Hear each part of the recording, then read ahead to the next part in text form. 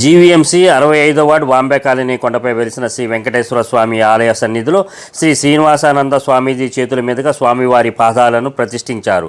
అనంతరం స్వామీజీ మాట్లాడుతూ స్వామివారి ఆలయాన్ని నిర్మిస్తున్న ట్రస్ట్ బోర్డు సభ్యులు ఆలయ నిర్మాణం కోసం ఎన్నో ఒడిదుడుకులను ఎదుర్కొన్నారని, స్వామివారి ఆలయాన్ని నిర్మిస్తున్న చైర్మన్ దొడ్డి రమణ, ధర్మకర్త మంత్రి మంజుల మరియు ట్రస్ట్ బోర్డు సభ్యులను స్వామివారి ఆశీస్సులు అందాయని అభినందించారు. పార్టీలకు అతీతంగా స్వామివారికి అందరూ సహకరించాలని కోరారు. కొవిరి సత్యారావు, జానకి దంపతుల ఆర్థిక సహాయంతో పాదుకులను ప్రతిష్ఠించారు. ఈ కార్యక్రమంలో Mittani Appalareddy, lions club Hyderabad Jubilee Hills member B Sailaja, P Dhanuja, Hanumanthu, Kondalarao తదితరులు పాల్గొన్నారు.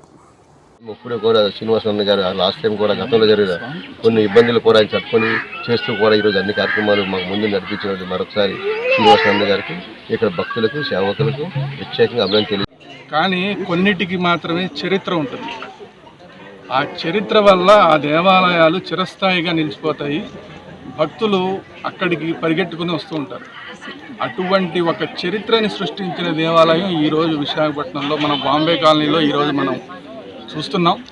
హిందూ ధర్మం కోసం భవిష్యత్తులో ఇక్కడ జరిగేటటువంటి ధర్మ రక్షణ కోసం ఇక్కడ మంజుల గారు కమిటీ ఏదైతే చేస్తున్నారో, ప్రభుత్వం తరపున మేము కూడా ఇక్కడ ఉండేటువంటి ఏదైతే చంద్రబాబు నాయుడు గారు, పవన్ కళ్యాణ్ గారు, బీజేపీ పెద్దలు ఉన్నారో ఆ ప్రభుత్వానికి మేము పల్లా శ్రీనివాస్ గారు మాకు చాలా మేమంటే గురుతుల్యులుగా భావిస్తారైనా అందరికీ కూడా దృష్టిలో పెట్టి ఈ క్షేత్రాన్ని అభివృద్ధి చేయడానికి సాధు పరిషత్ తరపున మా వంతుగా మేము కృషి చేసి భవిష్యత్తులో ఒక దివ్యమైనటువంటి మన ఉత్తరాంధ్రలో తలమానికమైనటువంటి క్షేత్రముగా తయారు కావడానికి అందరి సహకారం తీసుకొని అటువంటి దివ్య స్థితి రావాలని, దివ్యమైన క్షేత్రంగా తయారు చేయడానికి మా వంతుగా మేము కృషి చేస్తూ భక్తులందరి సహకారం తీసుకొని ఒక దివ్యమైన క్షేత్రంగా తయారు చేయడానికి సిద్ధంగా